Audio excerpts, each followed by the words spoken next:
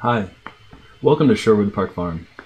My name is CheTranqui, and this is a 5-part tutorial to orient you to Sherwood Park Farm, what it has available, and how to utilize the production to fullest potential. So, come with me. Let's take a look at what this map has to offer.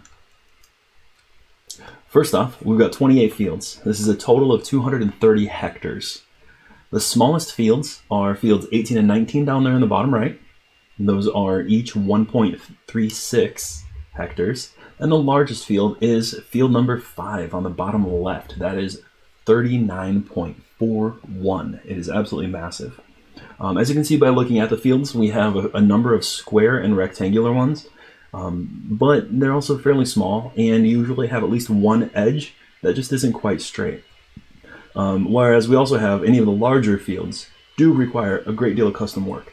Currently, I've only really worked with number 2 as one of the larger fields, and it is very course play friendly. I'm really hoping that the remaining larger ones also follow suit. We shall see. I do want to highlight really quickly as well the number of grain types available here. So as we jump into game itself, you'll see we have all of the basic typical fruit types. We also then have some special ones. We've got oat, spelt, millet, cotton, rye, triticale, sorghum, and lucerne. So I point this out because this is very special work that Stevie has done to enhance this map. He's added a whole slew of fruit types. Not only has he added a great number of fruit types, but he's also added a great deal of production. Continuing along then, let's talk about sell points. What we've got for sell points here are 3 primary ones. These are the grain elevator in the middle, Midland Bulk over there on the middle right, and down at the bottom we have Oak Farm. Oak Farm also serves as one of our windrow sell points. The other windrow sell point is up in the north near field number 10.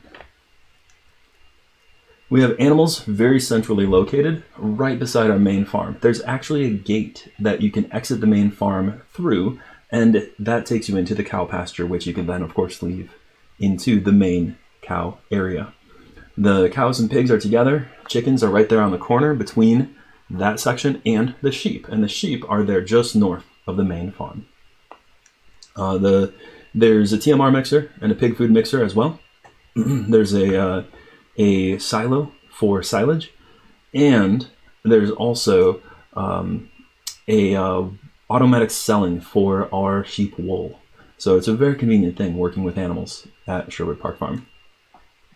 We've got 2 lumber mills on this map, and we also have, of course, 2 garden centers and a whole lot more. In total, there are about 14 or 15 different production sections here. And on top of that, this is only version 2.0. On version 3.0, I saw there's also a flour mill incoming. And this is a good point to note. There's a lot going on this map.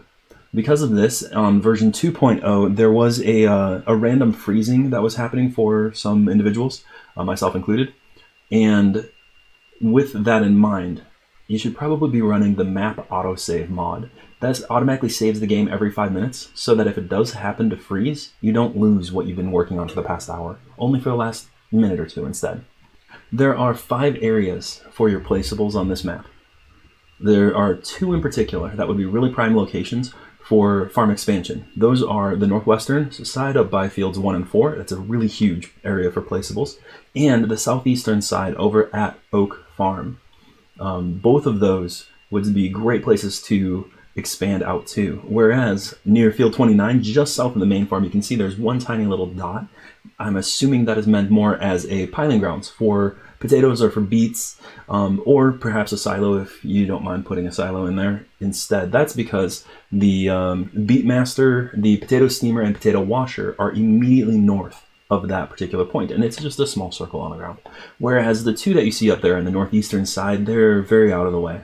So that is definitely not a place that you'd really want to put a barn in particular and store things.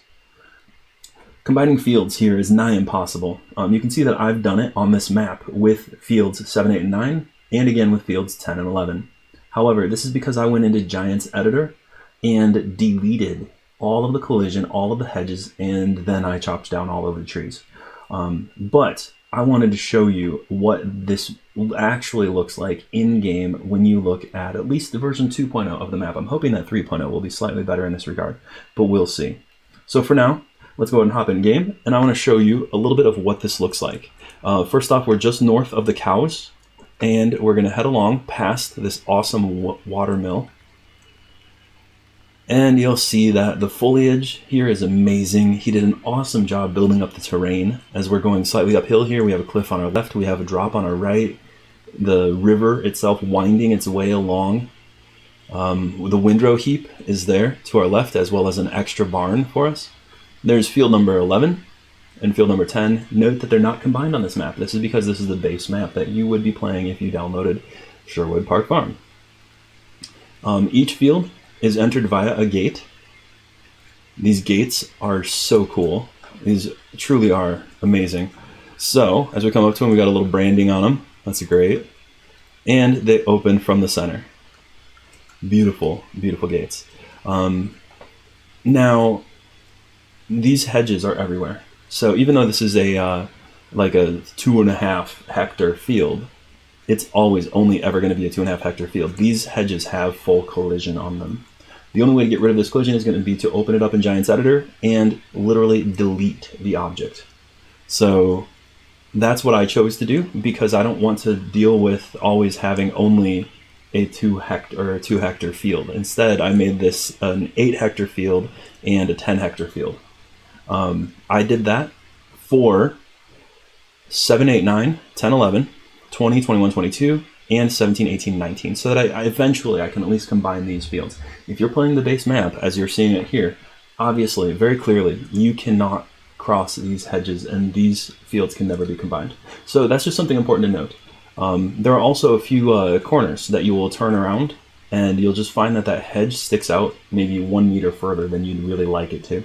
So the hedges are not convenient, but those are the only 2 issues that you will ever have on this map, are the hedges and that random freezing, at least on version 2.0. Again, hopefully 3.0 will fix that issue altogether.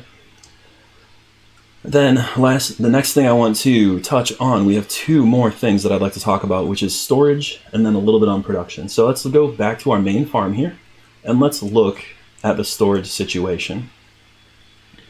Here comes a sheep up on our left. And you can see I'm slowing down a little bit in the car here. That's because this is a pretty steep incline coming into the farm. He did a really great job of putting terrain at just different levels. So, storage. Let's look at vehicle storage first of all. We have 1 pass-through barn here. I've got some tractors in there. We've got 3 deep. These barns are pretty deep. We've got the full implement well inside. So we have enough room in here for an entire semi. And not only that, but we've got 1, 2, 3 of them on this side of the map. We also then have a pass-through barn over here, and in the far back we have a vehicle shelter. There's more than enough storage, along with this one. There's more than enough storage for all of your vehicles on Sherwood Park Farm. Beyond that, you're seeing a lot of containers here. So let's look at these containers. This one is for diesel, so actual fuel. You will be producing your own fuel on this map should you choose. There's storage for it. So here's a fuel tank. There's a liquid fertilizer, dry fertilizer, and seeds. There's seed production on this map and storage for seeds. In this other pass-through barn, you'll also see on the inside we have liquid manure right here. We've got solid manure with the best icon ever. Look at that. And then we also have digestate storage. One of the other cool features of this map is right here in the main silos. You can hold 300,000 of anything that you place in here. This is of course where you get it from, and this is where you drop it at. But we've got this really awesome custom display board here. And if you see, it lists that you can store stuff like barley, hay, oats, hay, so special types for sure, cotton, lucerne, beet pulp, sawdust, wood chips, TMR, and pig food. So it can store literally anything that you either harvest or produce on this map. up to 300,000 of each.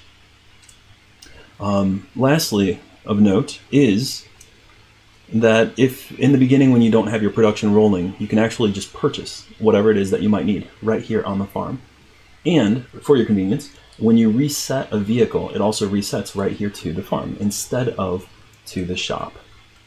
That's our overview of Sherwood Park Farm. I hope you enjoyed it. It's an awesome map. I'm having lots of fun on it. We're going to head down right now to part 2 of this tutorial and take a look at the lumber mills. Come, join me in that one in this next video. And don't forget to hit like and subscribe if you enjoy this content. Hopefully we'll be bringing plenty more in the near future. Have a wonderful day, and thanks for watching.